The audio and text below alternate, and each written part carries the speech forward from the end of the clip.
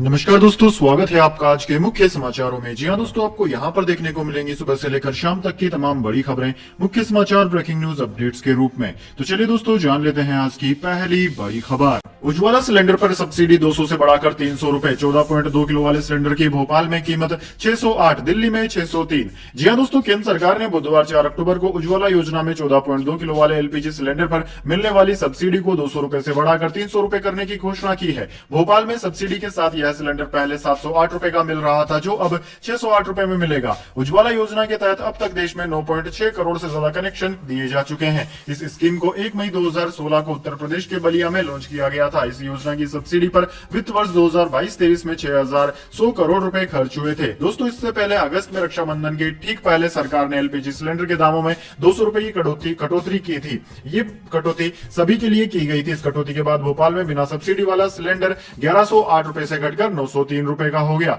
वहीं दोस्तों, एक दिन पहले ही कमर्शियल सिलेंडरों की कीमतों में वृद्धि की गई है। कमर्शियल सिलेंडर 200 रुपए महंगा हो चुका है।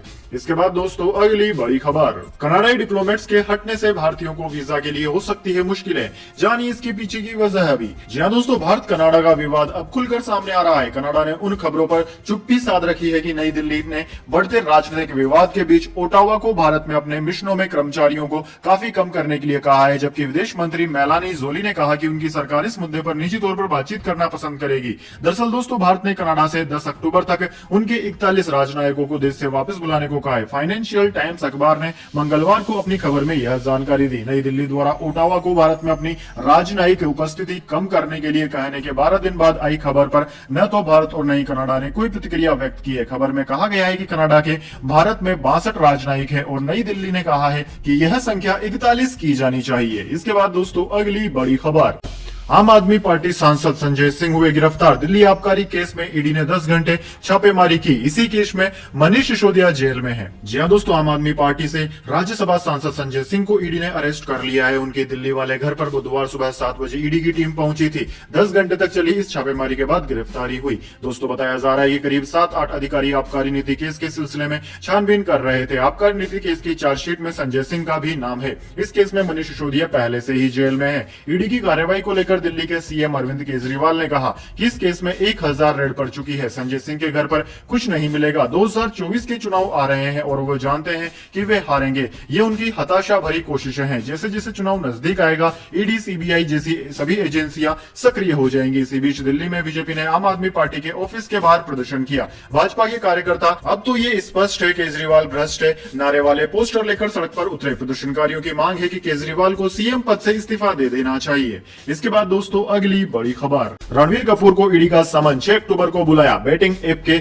मनी लॉन्ड्रिंग केस में नाम, हवाला से पैसे लेने का लगा आरोप। जी हां दोस्तों, बॉलीवुड एक्टर रणवीर कपूर को ईडी ने बुधवार को समन भेजा है। एजेंसी ने उन्हें 6 अक्टूबर को पूछताछ के लिए बुलाया। महादेव ऑनलाइन बेटिंग ऐप के 5000 करोड़ के मनी लॉन्ड्रिंग केस में रणवीर कपूर का नाम सामने आया है। केस के मुख्य आरोपी सौरभ चंद्राकर की शादी में वे शामिल हुए थे। आरोप है कि रणवीर समेत कई सेलेब्स को इसके लिए हवाला से पैसे दिए गए थे। रणवीर पर इस ऐप के प्रमोशन का भी आरोप है। ईडी का दावा है कि रणवीर को बड़ी रकम कैश में मिली। ईडी ऑनलाइन गेम के विज्ञापन के जरिए फंडिंग की भी जांच करेगी। अब देखना यह होगा कि रणवीर ईडी के सामने पेश होते हैं या वे अपने वकील के जरिए ही इस समन का जवाब देंगे। दोस्तों, इससे पहले खबर थी कि ईडी इस मामले में टाइगर श्रॉफ, नुसरत भरूचा, सुखविंदर सिंह, नेहा कक्कड़ और सनी लियोनी समेत 17 सेलेब से पूछताछ कर सकती है। अब रणवीर का नाम भी इस लिस्ट में शामिल हो गया है।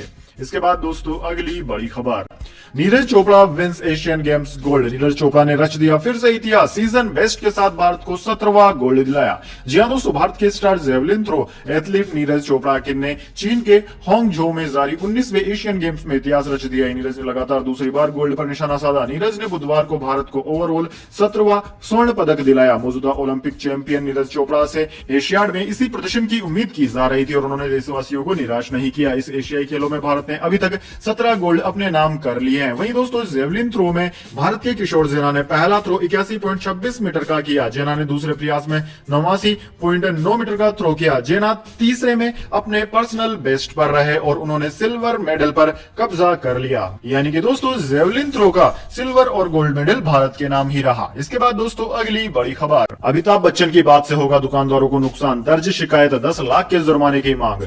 जी हां दोस्तों, ये दुकानदार पर नहीं मिलने वाला। एक एड में अमिताभ बच्चन को यह लाइन कहना महंगा पड़ सकता है। उनसे जवाब मांगा गया है। उनके खिलाफ शिकायत दर्ज करा दी गई है। शिकायत में यह भी कहा गया है कि उन्होंने जनता से झूठ बोला, उनके बीच भ्रम फैलाया है। इस एड की जमकर आलोचना की जा रही है। दरअसल दोस्तों आपकी जानकारी के लिए बता दें, ई कॉमर्स साइट फ्लिपकार्ट की बिग मिलियन सेल शुरू होने जा रही, इस वजह से कंपनी के कई विज्ञापन वायरल हो रहे हैं। इसी बीच कंपनी के ब्रांड एम्बेसडर अमिताभ बच्चन का भी एक एड देखने को मिला, जहां वो कंपनी के ऑफर्स के बारे में बात करते दिख रहे हैं, लेकिन उनकी कही एक लाइन ने सभी को नाराज कर दिया। बिग बी ने एड में कहा कि ये दुकान पर नहीं मिलने वाला। इस बात पर CAIT यानी कि confederation of all India traders ने कंपनी और एक्टर के खिलाफ CCPA central consumer protection authority में झूठा दावा करने का आरोप लगाते हुए शिकायत दर्ज कराई है। CAIT ने इस विज्ञापन को देश के छोटे व्यापारियों के खिलाफ बताया, साथ ही विज्ञापन को वापस लेने की मांग भी की है। कहा गया है कि इस विज्ञापन के जरिए कंपनी और एक्टर दोनों ने ऑफलाइन दुकानदारों को नीचे दिखाने की कोशिश की है।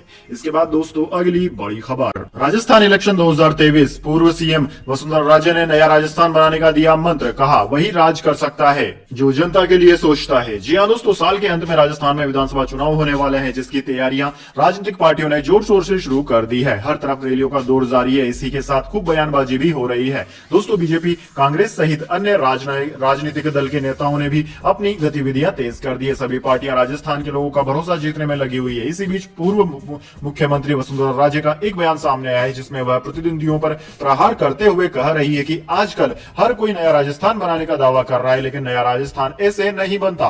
पूर्व सीएम वसुंधरा राजे ने लोगों को संबोधित करते हुए अपने प्रतिद्वंदियों पर हमला बोला। उन्होंने कहा कि आजकल हर कोई नया राजस्थान बनाने चला है, नया राजस्थान ऐसे नहीं बनता। नया राजस्थान बनाने के लिए हम आपको संकल्प लेना होगा। राजस्थान पर वही राज कर सकता है जो जनता के लिए सोचता है। कोई राजा तब तक नहीं बन सकता जब तक जनता को भरोसा न हो कि वो उनके लिए मेहनत करेगी। इसके बाद दोस्तों अगली बड़ी खबर, संजय सिंह की गिरफ्तारी पर क्या बोले दिल्ली के सीएम अरविंद केजरीवाल, जताई बड़ी आशंका। जी हां दोस्तों, दिल्ली शराब नीति मामले में ईडी ने आम आदमी पार्टी नेता संजय सिंह को गिरफ्तार कर लिया। संजय सिंह की गिरफ्तारी के बाद दिल्ली सीएम अरविंद केजरीवाल का पहला रिएक्शन सामने आया। उन्होंने कहा है कि संजय सिंह की गिरफ्तारी बिल्कुल गैरकानूनी है। सीएम केजरीवाल ने अपने एक्स हैंडल से पोस्ट किया, संजय सिंह की गिरफ्तारी बिल्कुल गैरकानूनी है। ये मोदी जी की बौखलाहट दर्शाता है। चुनाव तक ये कई और विपक्षी नेताओं को गिरफ्तार करेंगे। इससे पहले आम आदमी पार्टी सांसद संजय सिंह के यहां ईडी की छापेमारी पर दिल्ली के मुख्यमंत्री अरविंद केजरीवाल ने कहा कि संजय सिंह के घर ईडी की छापेमारी एक हारते हुए आदमी की आखिरी कोशिश है।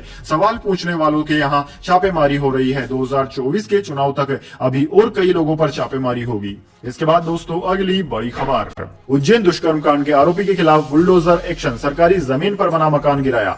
जी हां दोस्तों, मध्य प्रदेश के उज्जैन में 12 साल की बच्ची से हुए दुष्कर्म कांड के मामले में आज मुख्य आरोपी भरत सोनी के अवैध निर्माण पर बुलडोजर चला। आरोपी ने उज्जैन के नानाखेड़ा क्षेत्र में सरकारी जमीन पर कब्जा कर रखा था। इसमें वह अपने माता पिता, भाई और भाभी के साथ कई सालों से रह रहा था। इतना ही नहीं, अवैध मकान में आरोपी ने मंदिर भी बना रखा था। जानकारी के मुताबिक भारी पुलिस बल की मौजूदगी में आरोपी के घर को गिराया गया। आज नगर निगम की टीम आरोपी के घर पहुंची। टीम ने अवैध निर्माण को गिराकर अवैध कब्जे को खाली करा लिया। आरोपी भरत सोनी सरकारी जमीन पर मकान बनाकर सालों से यहां रह रहा था। वहीं आरोपी भरत पुलिस की गिरफ्त में है। दोस्तों आपकी जानकारी के लिए बता दें, सतना में शिप्रा एक्सप्रेस में सवार होकर स्कूल में पढ़ने वाली मानसिक रूप से कमजोर बच्ची उज्जैन के लिए आ गई थी। 25 सितंबर को बच्ची रेलवे स्टेशन पर उतरी। ड्राइवर भरत सोनी ने बच्ची को अकेला देखकर अपने ऑटो में बिठा लिया। इसके बाद जीवन खेड़ी इलाके में ले जाकर उसके साथ दुष्कर्म किया।